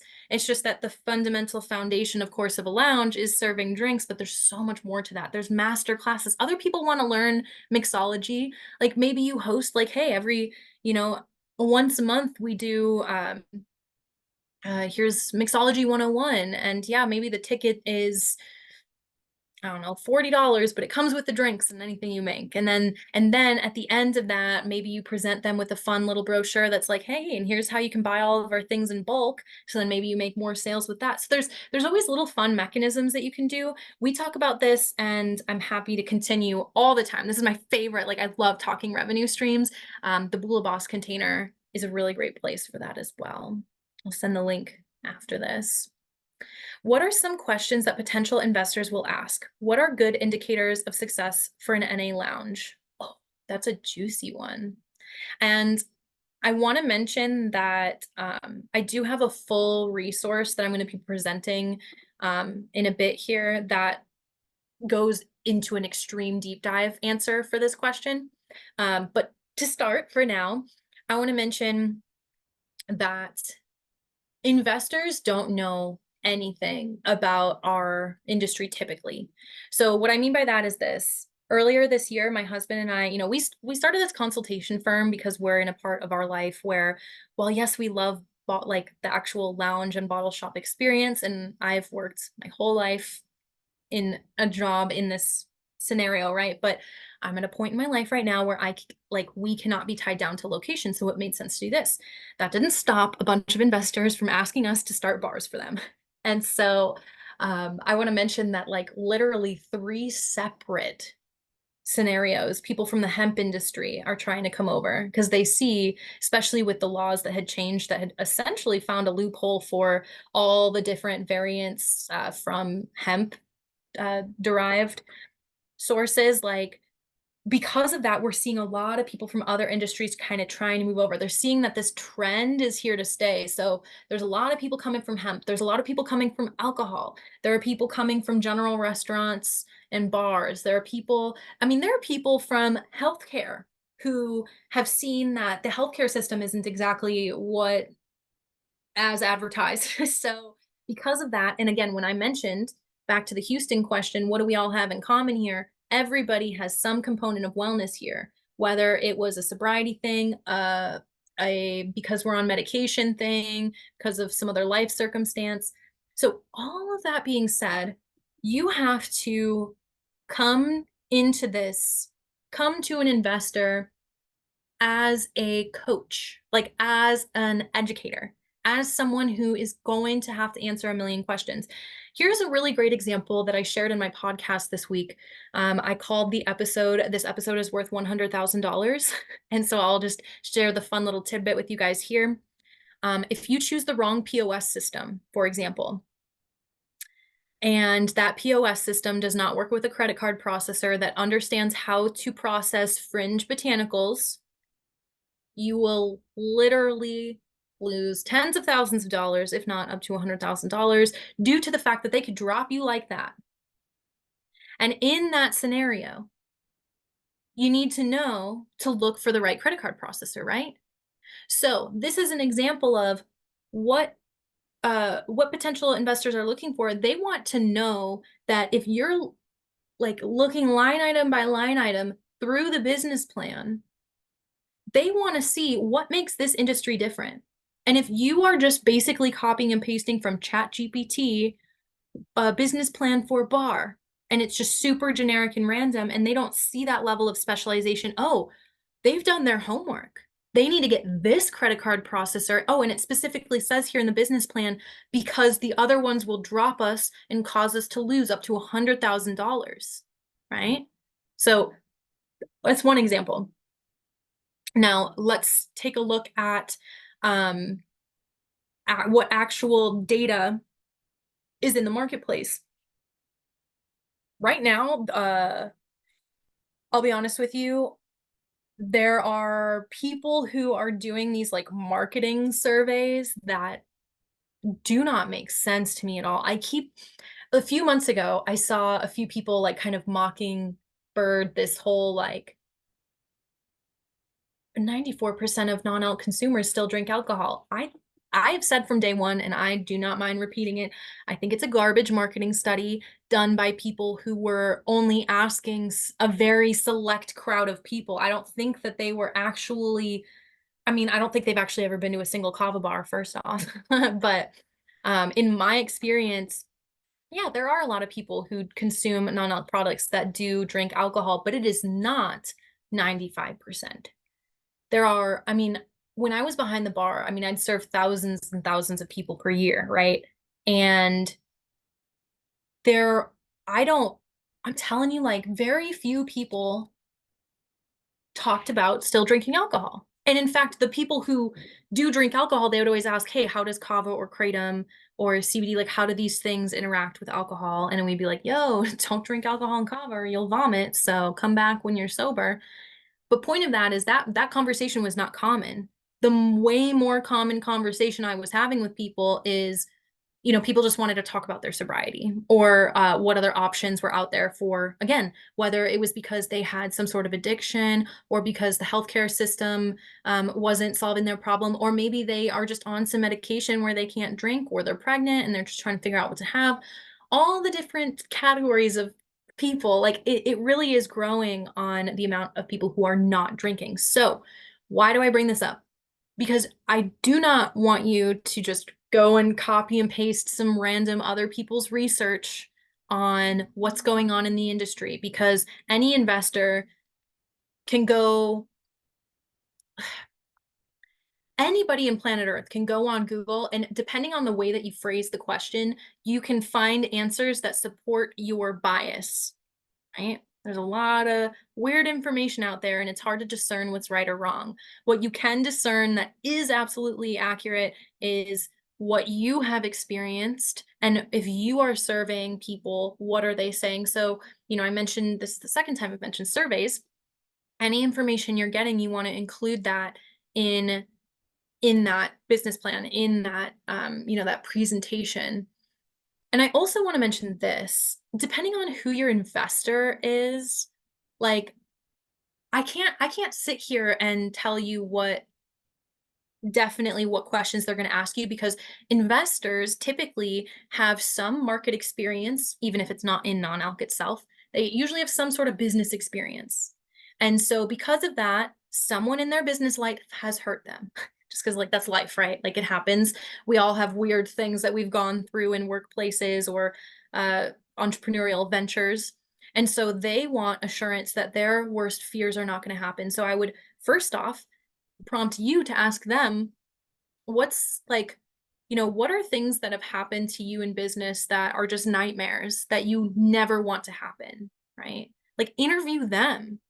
Like, what I want to always mention here is, just because someone's investing, like, that's really important, that's really cool and all, but like that doesn't make them your that doesn't make them the most knowledgeable person. That means they have the most resources to help you, super cool, but that doesn't negate your experience. So this is an interview just as much for them as it is for you. So, I mentioned earlier where I had some hemp industry investors wanting my husband and I to help them start businesses. And we were like, yo, we're consultants. We'll help we're happy to help you with anything. And then they were like, oh no, like, we'll give you part ownership so that, like, all this is like, you design all the thing. We just want to put the money in. And then they turned around and switched it at the very end and tried to basically essentially say, even though my husband and I are putting in all the work, we only get 10% of the company and 90% is there just because they had money. But the kicker was, it wasn't even their money they were using. They were other people's money they were using to invest in your thing, acting like they are the main investor. And so that was the biggest red flag for me. And even though my husband and I could have been sitting in a situation where we got to create a whole bar the way we wanted it to, we would have only gotten 10% of it, which, first off, is not right for what we bring to the table. But also it taught us a very, very humbling lesson that, like, not all money is good money. So I also just want you to ask yourself, like, who are these investors and do you want to get into a relationship with them? Because, as a married person, I signed that document, and I remember the weight of that, of signing my marriage certificate, right? And I think about that the same way as, like, these are big long-term commitments to people. So if you don't know, like, who you're getting into business with, like, there could be some, like, real human cost to this. I'm not saying like mob style, but I'm saying like your heart, your burnout level, all that. So, you want to make sure you understand, you know, first off, what is their definition of success? And is it aligned with yours? Because if someone is investing and they only want you to make them $1 million, they're not going to care how you make that $1 million. That's going to put you in some weird, morally ambiguous situations that are going to make you feel real gross. I've been there. You don't want to do that. If they are aligned, if you are an impact goal type of person, you're like, I just want to make this space, and yeah, I want it to pay for my life, like, but I don't really live that extravagantly. I love this thing. I want to make an impact on my community. I think it would be wonderful. all the things, and you're meeting with an investor that also cares about impact because they're like, yeah, we know the money will come, but we also believe in this space and the thing. That's an angel investor. Oh, like that's awesome because you have someone who is like genuinely aligned with what you're doing, and they are just as like you want to think about them as business partners because they are, right? Um, all there's no such thing as like one contract that works for all businesses. That's why you always hire lawyers and do all these extra steps because every single partnership is unique. Every single business is unique. So you have to make sure you understand that. And I want to mention one other thing here. Um, when we're talking about investors, so like there's a lot of different funding sources out there, and I'm going to share a resource about that in just a second. All these different funding sources that don't require some person to tell you how to do your business. Like you can get loans, you can get grants, you can host fundraisers. Like you don't need an investor to get started. That's only one route. And it's not for everybody, but it is for some people. So if you're someone who thinks like, hey, I want to start this business, I need to go find an investor, I would challenge you to change the question to where can I get more funding? Now, if you want investor because you're looking for a business partner, then I would specifically be like, I'd specifically ask for that, right? Like, I need a business partner that's also willing to invest, right? You have to be very specific because then that's going to help you figure out even what those indicators of success are. So again, something I can be much more specific if we have a one-on-one conversation. All right. When keeping products slash food fresh and services slow, what is the best way to make a profit? Ooh, interesting question. So I'm going to talk about this in terms of slow season. So, for example, in Phoenix, Phoenix is, can get up to 120 degrees in the summer. No one comes to Phoenix for a summer vacation. This is where you come in December, maybe. And so because of that, many businesses essentially experience slow season because of that. I was able to totally reverse engineer the slow season, and there's one establishment I worked with that actually had their sales grow during summer. And the real trick here was, even though a lot of the regulars of that establishment were all gone, because Phoenix natives always try to find a way to get out during the summer, so we were really relying on just like random other traffic. Like school wasn't even in session, so ASU wasn't busy. Like, what did we have to go on? What we did was we did a very precise menu launch. So a menu launch is when you, even if you already have your standard menu, you want to, in my opinion, I believe your standard menu should be updated once and only once per year. So that standard menu is the menu that everyone knows you for. If you want to create all these like rotating specials and all these different things, that's what chalkboard specials are for. That's what table tent specials are for. But I'm talking about your standard menu. So your standard menu, if you just do a launch right at the beginning of slow season and you bring a lot of energy and attention to it. So what I mean by that launch is, yeah, you redo the menu a little bit, even if that just means you're updating some colors. Maybe you're just taking out some of the underperforming drinks and then you're placing in the ones that are like placing in some new ones that maybe worked really well during table tent specials or your chalkboard specials. But for the most part, maybe you rearrange things. Maybe you just made it fresh, right? Spring cleaning. Well, beginning of summer cleaning. So then you are so excited about it and you let people know a month ahead of time, up to a month ahead of time, like, hey, we've got this new menu coming. So you turn it into this major event that people get FOMO over, that fear of missing out if they are not there with you. So in this event process, you can do things like raffles. People, for example, hey, only $1 per raffle ticket, buy as many as you want. On the day of the launch party in a month, we're going to draw 5 winners, and those 5 winners get, you can market it as a $500 gift basket. But in reality, yeah, $500 is what the MSRP is, but you buy everything at wholesale. So really, maybe it only cost you like $100. And then maybe you threw in $150 gift card for your establishment, which means that that is guaranteed to be a repeat customer because they're going to have to come back to use that gift card, right? So you're putting sales in there, you're putting all of these incentives for people to be you know, not only excited for the event, but they're already putting money in before the event. When you throw the actual event itself, you can pay, or you can have people set up vendor booths so long as they're not selling anything that you sell. So for example, in a bar setting, those vendor booths can be, maybe you're throwing an art fair. Maybe you're like, hey, it's a community art exhibit. I don't know. And any community member that wants to put a booth out, you charge for that booth rate.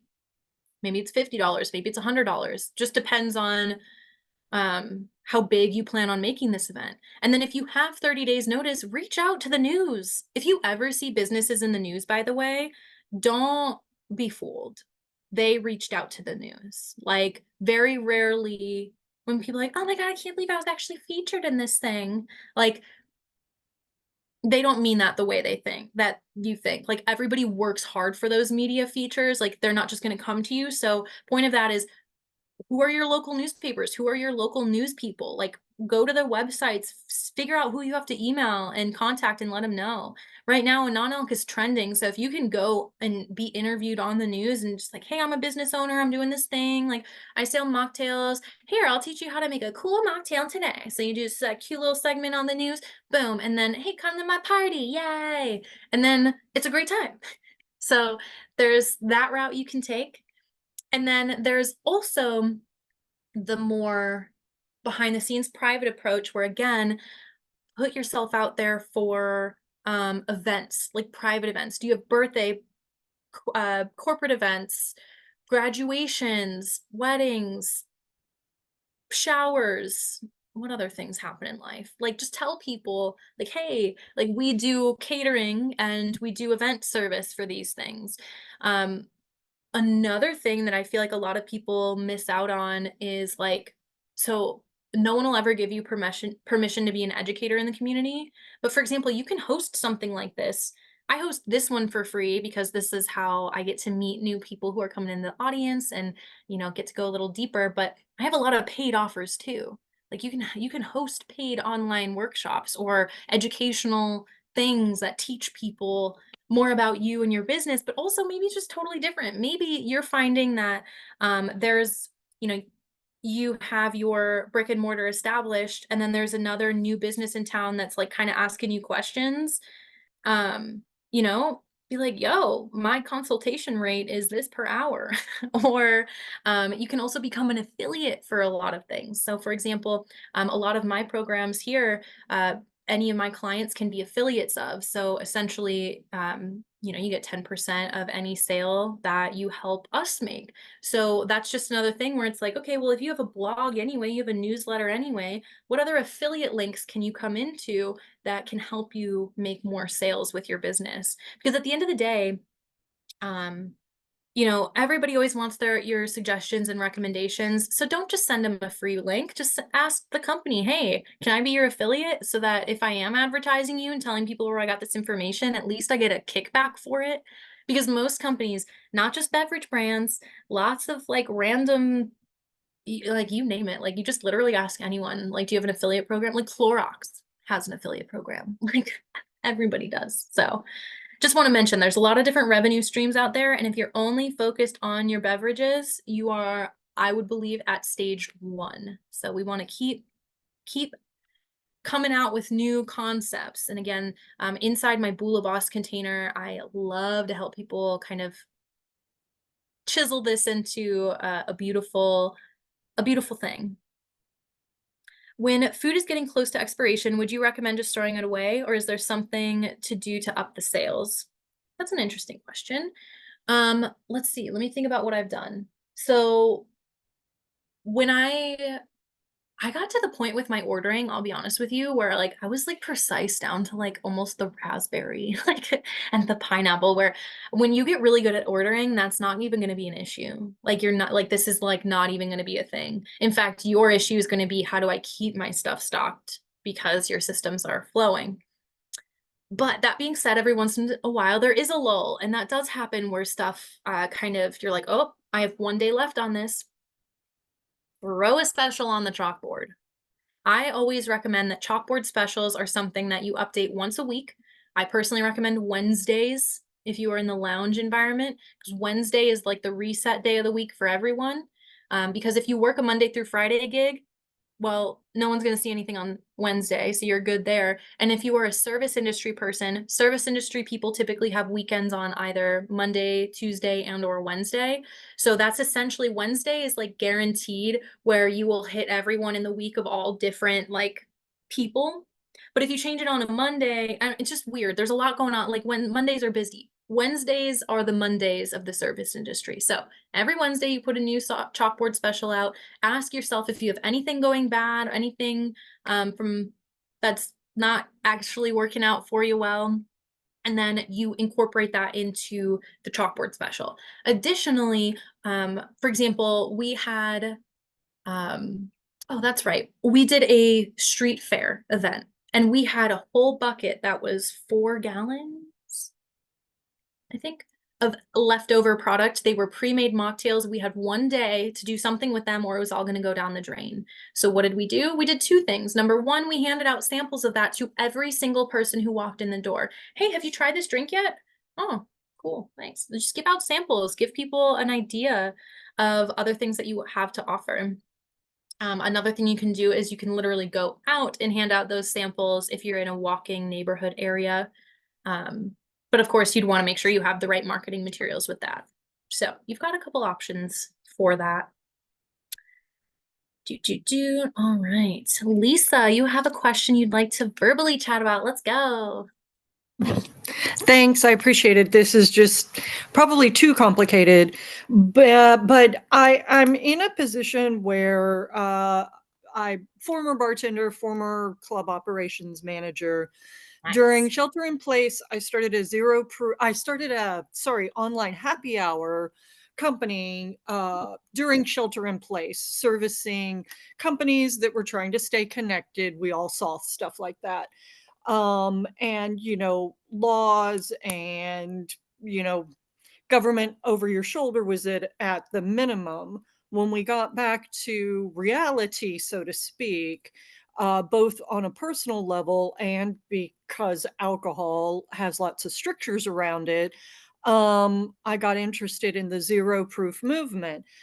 I have created a really strong brand online, a brand presence, sort of more based, and my mission is to see sophisticated, well built cocktails, zero proof cocktails at any and every venue, getting to the point where when I go to a restaurant and they don't offer anything, I'm almost angry.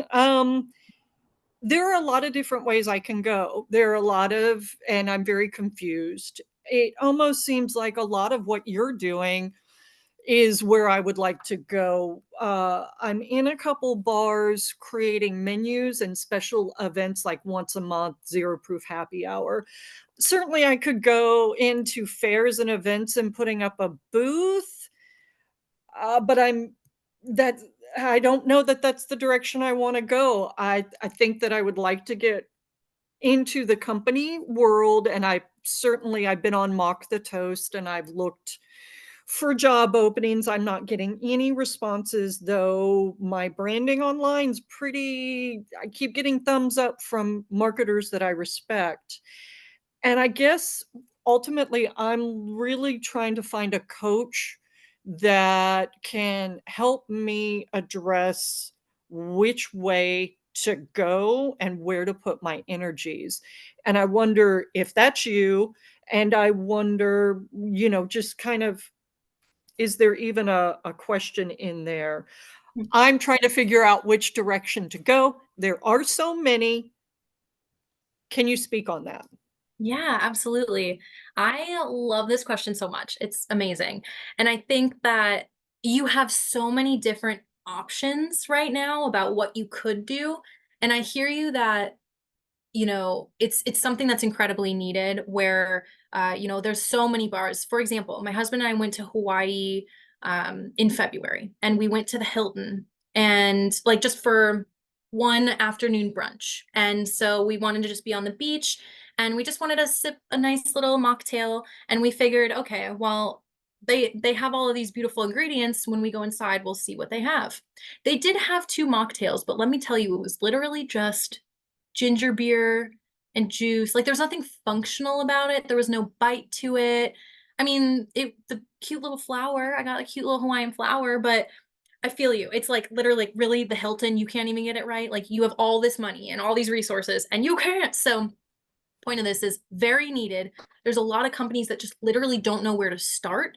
And I actually learned more about this from an insider who is CEO of multiple alcohol distribution companies. He told me that I brought that example of the South in earlier. There's two different distributor companies within the South where if you own a bar or restaurant, like you're probably ordering all your products from them because they've turned it into this like monopoly of getting their stuff together. This industry has no such thing. I made a worksheet or like a database called the Vault, and it is literally just like my favorite brands, honestly, all my affiliate links, and some other extra fun things that I think are all really helpful for this industry.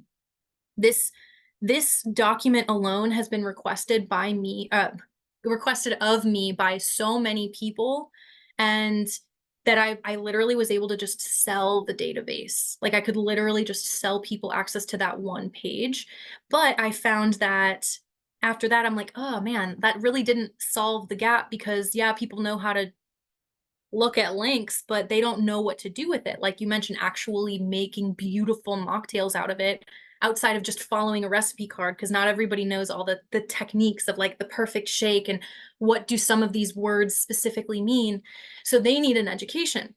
So I started by creating an online course, the functional mixology method, that definitely does help, but it's more of kind of like it has all the information, and if you're one of those like super nerdy go-getters that just takes every piece of information I put out there, you could totally do it by yourself and be totally self-sufficient. But most people don't have the time, patience, or energy for that. So what they do is they take the course. The course comes with a free consultation with me, and then I help them. And then from there, they end up being in my funnel of, oh, you want me to design your actual menu. So I create all these educational tools first because number one, it helps me help the most amount of people, but number two, my reach is so much bigger. We started this specific part of our company in January, and we are already helping people in 33 different states. So that can only be done at scale through creating online education and like really showing people what your knowledge is. And then from there, I'm telling you, I literally just go into LinkedIn and I just like, I'll just post random things and I'll just add every single connection. I know in LinkedIn, you're supposed to know people before you add them. I don't. I'm just like, hi, you're non-alc. We're kindred spirits. We can be friends. And so then from there, I literally like, I've been in so many like I'm actually kind of surprised when I'm like looking back at it right now, the amount of CEOs of all these big brands I've spoken to. Like I just send a link. I'm like, hi, I'm a consultant in the industry. I just want to learn more about you and see how we can help each other. And then so I send these links, and then we have conversation, and then the natural ideas flow. So I don't go into things thinking like for example, I didn't come into this Q&A session with a big plan, to be honest with you. I just came open knowing that I had questions that would be asked of me, and if I don't know how to answer them, I know how to tell you that I don't know the answer and I'll get a resource for you. But by staying open and listening to exactly what your guys' questions are and what your needs are now after this, it's going to make it so clear to me like, okay, well, I know, for example, Lisa, you have asked me very specific questions that I have very specific answers I want to give you and give you more further resources. So I'm going to send those to you. I'm going to send a general email to everyone else. But then all the other questions that came in, I've been taking notes on all the things. I'm like, ooh, I know this one would be good for Nicole, and this one would be good for Laura. This one's good for Savannah. So knowing that, like I I want to stress that some business plans are incredibly easy, in my opinion, to put together. And by easy, I don't mean like, I just mean full of ease. Like it's not something that's never been done before. And those it takes a lot less time for me to help someone put together a brick and mortar. Now, when it comes to this space, I call it the consultation and education space, but honestly, every day I'm like just adding more to that because more different people ask me more questions. So when people are like, Marina, what do you do? I'm like, I help people in non-alc. That's the best I can say right now without like having an hour-long conversation of all the things I actually do and all of the ridiculous amounts of revenue streams we have that are just kind of all over the place. And none of that was built before January. And in fact, the first course that I ever made was called Effortless Operations. And it was because had come out of a chief operations officer position. And I noticed that a lot of mom and pop shops have no organization and they needed help. And so I knew that. So I started with that product. But then I found that pre-established businesses tend to have more of a chip on their shoulder. I don't mean that in a negative way. I love y'all who have pre-established businesses. I'm just saying that's a very different, like I come at you with different energy and I have to be a lot more firm and a lot more of my like chief operations officer persona. But when I talk to people who are opening new businesses, I'm like, oh my goodness, hello, friends. Let's just dream and figure out what we can do. So because of that, I learned very quickly that oh, we need people who are in the like, there's a lot of beginning stages people that are actively looking for this information. So I'm going to focus on them for the content creation. And then when it comes to established businesses, I do all of that much more behind the scenes because they don't want to be as public about needing help sometimes because entrepreneurs just have this thing where they're like, I've been doing all these things myself. So they don't want to always be as forthcoming about these things. And so to kind of start wrapping this up here, it's like, you don't know what you don't know until you really just like have that LLC and are like, I'm open for business. Who can I help? Just hosting these free Q&A sessions. But all of that being said, I have a plethora of resources that I'm going to send you right after this that specifically will help you because I have my own coaches that have, like, for example, I have a coach named Camilla who helps me learn how to be an online coach specifically. And she helps me do so in a way that sets up my business so that when we do, get to that point where we're having babies and I don't want to be on the computer for the first couple months there, that there's the revenue streams are still coming in, that things are still, my time is focused on helping people. I'm really good at helping for about 20 hours a week. Outside of that, the other 20 hours, I need to be alone in this office and I need to just be working. I need to do the research, I need to do the designs, but I have about a cap of 20 hours per week that I can talk to people and not sound like a garbage mouth, like I just ran out of words. So because I know that, I knew I needed to build this business with my husband in a very specific way to fit our very unique lifestyle. So all of that being said, I'm going to send you these resources that'll kind of help you gain a little bit more clarity about exactly what's best for you. And then from there, it'll help you see which revenue streams are going to be best for you. Because again, like I mentioned, we could have had the ability to start a brick and mortar and we would have probably had more money, more notoriety, more whatever at this point because of these extra resources that we could have participated in. But once we realized that those were not helpful for us, therefore it would actually help us, like that would detract from the amount of people we'd be able to help, we had to say no. So I'm going to help you figure out what structure makes sense and kind of just double down on it from there. I love that question. Let's see. I have time for about a couple more questions real quick. Oh, which is perfect. There's only a couple. And then I'm going to share a couple resources with everybody on this screen. So on the farmers market research to start, do you just offer samples and offer feedback? Can you sell at the same time? Yes, you can absolutely sell at the same time, and I'd recommend it. So for example, I would have a cooler, like one of those long, big coolers, and I'd fill it with ice so that I could have all my cans. And then I would put, let's say I had 5 different can varieties. I'd put the 5 cans next to each other, like whether they're empties or not doesn't matter, but just to show. So like, this is my pretty can, like the, ooh, tea time. Oh, this is what I'm selling. But I wouldn't put all my product on the table. I'd keep it down there.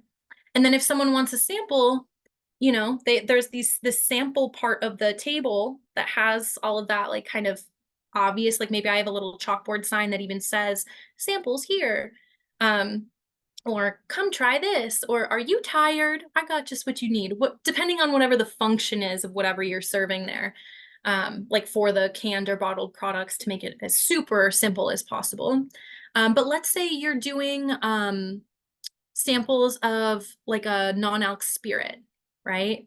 That's different because no one's gonna want to buy one of those like no one's gonna buy a three spirits and like chug it around around the farmers market. That would be terrible. But they might take a taste a little tiny bit, and then you tell them about it and you're like, hey, here's some free mocktail cards. Like, these are the recipe cards if you want to purchase one of these that you can make at home. And then that way, either they take the little recipe cards that have your branding on it.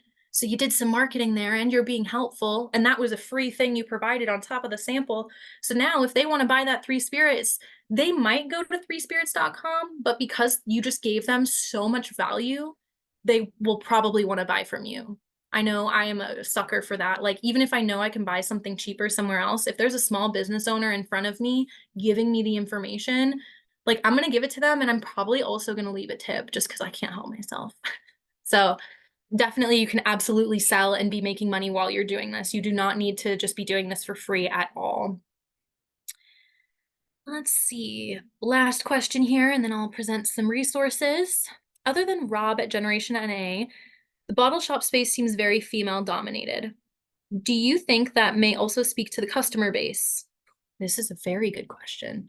Will marketing need to change? Um, okay. I'm gonna be super like raw and authentic with you guys right now. It is not a male or it is not a female dominated space. Um, okay, let me talk about like NA bars in general real quick. 90% men.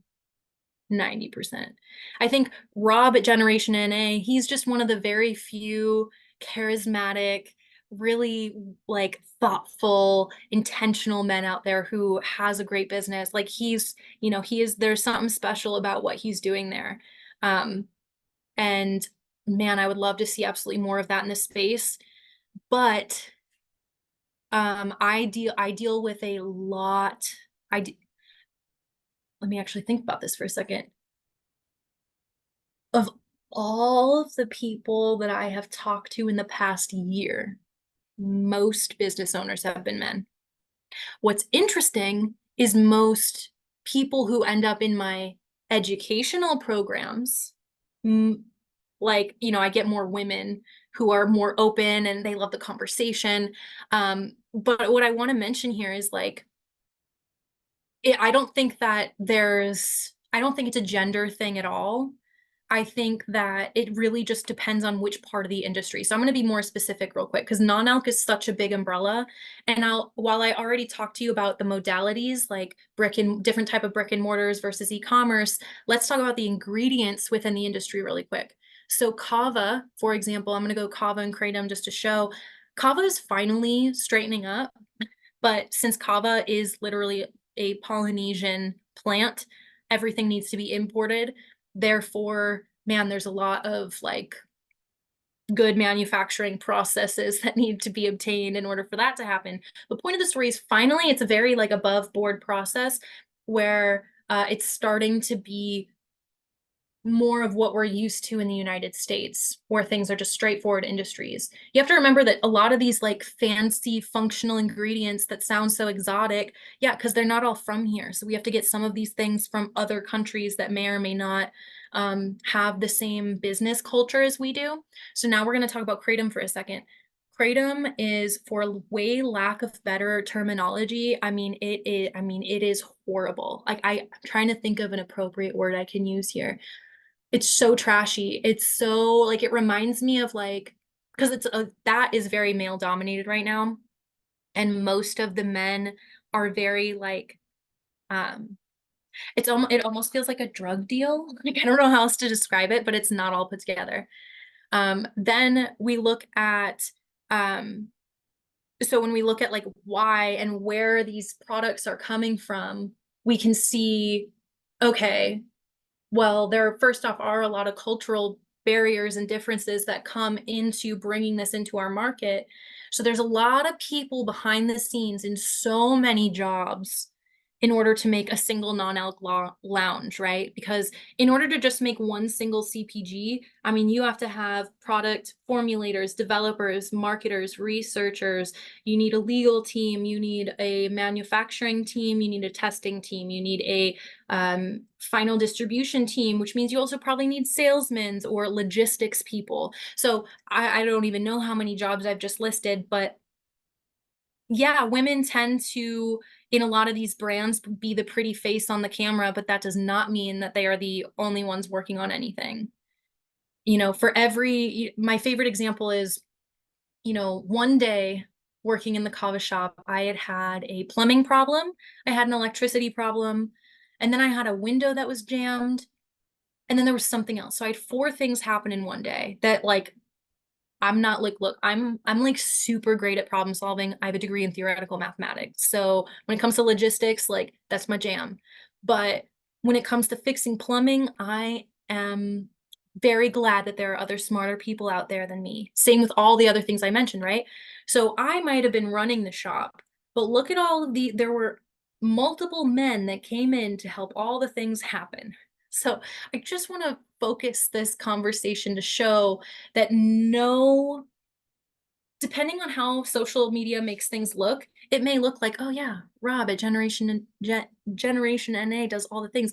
I don't want to discount him. I think he's wonderful and does a lot of things. He has a team that makes all that happen, and he just happens to have a wonderful like personality that is very, not only it translates to film as being very authentic, right? So it's not like, oh, he's just trying to do something, but this allows for all of the content to be consumed well. So do not assume that there's any sort of specific like gender inequality thing happening in any way here. It more so is about who's comfortable on camera than not. With our own company, you almost never see my husband in these calls or on our social media unless it's our wedding photos, but that doesn't mean that he doesn't do work for the company. I was a professional performer for a very long time, and so this is something that comes very naturally to me. I've also been teaching forever. I've been a mentor since college or since high school. So all of that being said, uh, yeah, I would say that when it comes to customers, they're everywhere. I've never in a single day of ever working behind the bar was I like, oh, there's more men in here, oh, more women, or oh, more of this person or that person. It really was everyone. Like everyone enjoys it. And men really do love these products. I mean, I'm telling you, like I said, when I was working day shifts at a certain place, like they literally, we'd have all these different blue collar men come in and then they all ended up becoming friends and all the things. And like they were looking for community. And they were just like, they have needs too. So I just want to throw all that out there. All right. So the very last thing I just want to show you guys as a really cool resource that is here to help. Bing. What? Yes, there we go. Hold on.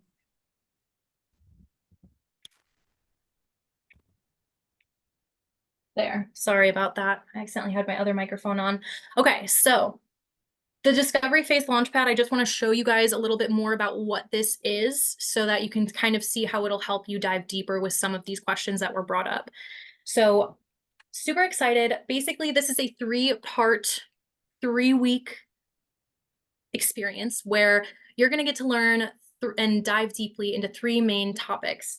The first one is clarity. So this is where we talk about your business plan. This is a thing where there's a live webinar where I'm going to be talking and teaching and talking about a guided implementation. If you cannot make it live, that's okay. Everything is recorded and sent to you immediately. But basically here, we're going to work on your business plans together. We're going to gain clarity. You're going to ask any question you have. Hey, how do I write this part? I will literally, with my own fingers, type some stuff with you and for you. So you don't have to do this, alone, and you don't have to feel confused or stuck. This is what we're doing in this container. So you can, put it on your calendar and feel like you're actually getting progress in your business. The next phase is all about financing and cash flow. So this is where we talk about funding, the big F word. So I'm going to talk to you about fundraising, about grants, loans, more about investors and how you kind of deal with that relationship. I'm going to literally be providing you actual links inside of this container. So like you're going to literally get websites for grants. You're going to get websites for loans. I also have another meeting with another financial company later this week, and they are going to give me more resources on actual loans for non-alc fringe industry businesses. So I'm going to literally have like, it's not just like, oh, info and stuff that you can Google. Like this is a guided implementation where I give you the actual pieces of information with context. As much as I would love to just give all of this for like off the bat without providing any context, it just doesn't make sense and it won't work without the container. So that's day 2. Day 3 is all about making it actually happen. So we take the business plan, we take the funding, and then we turn it into a project management mode. So I'm going to show you how to make more steps to bring this reality or this dream to reality. So it's really going to depend on what you bring to the table with your business plan. But within that, I'm going to help you see how you can actually make this happen. So much like today, how we were just starting with brainstorms, we would go much deeper because this is technically a public container. You know, I'm going to be I'm posting this recording to YouTube, right? This is something that I'm going to be sharing with people. Whereas when we are inside of the discovery phase launchpad, this is private. This conversation is just between me and you and whoever else is in our group container, but no one else will ever see these things live. Like this is your personal little container. The way that it works is, like I mentioned, there are 3 live webinars, and those will all have recordings. This is going to be all put inside of this online course container, so you can easily reference it at any point. All of your resources, links, everything is in one happy little container. You'll also receive weekly support. So outside of those webinars, you will have a form that you can fill out and ask me any single question you want and your heart desires, and I will help you refine everything that you're learning. So if you want me to even review any pages, you're like, hey, can you review this part of my business plan? Can you review this funding request? Like I'm happy to actually put my hands and fingers on it. The last part is there is a group component. So not only is there accountability, you know, people there's something about doing something as a group where you're like, oh man, all my people are showing up. Like, oh, I gotta be there. I gotta make it. And then another really cool thing about it is people tend to ask questions that you may never have thought of. So these questions will allow you to really dive deeper with your own knowledge because you don't know what you don't know. So there's a lot of really fun advantages to being a part of the Launchpad. And I want to mention that this container is only $99 for all of this whole experience. This is absolutely bonkers. I'm so excited I was able to figure out logistically how to make a process and program like this happen. So this does start next week. Next week, Wednesday, officially is like the first webinar. So my goal is to get people signed up by Tuesday so that we're all comfy, cozy, ready to just get started. So all of that being said, this is the link for it. I know it's kind of a lot. So what I'm going to do is I'm going to send the link to, actually, that link has a little bit of information, but I have an even better link that'll give you more. But if you do sign up before Friday, and today is Wednesday, so if you sign up in the next couple days, I will give you an additional free list of funding resources that you can kind of tackle on your own. So all of that being said, the Discovery Launchpad or the Discovery Phase Launchpad container, I really did build it in mind with this Q&A session in mind. So absolutely every topic that was covered in this will be covered in more detail within that entire container. So I'm really excited for everybody who will be joining me in there. And I want to mention one final thing. If you are a little bit beyond your discovery phase, so you've already got your business plan and your funding together, but you're like, okay, I'm actually just trying to build the shop out or build out my revenue streams. You want to dive deeper beyond just this initial starting container. I do have another program called Bula Boss, and we are updating that so much right now. I'm so excited about it to where there's even more resources, and we're trying to bring the price point down on it as well in order to open it up to as many people as possible.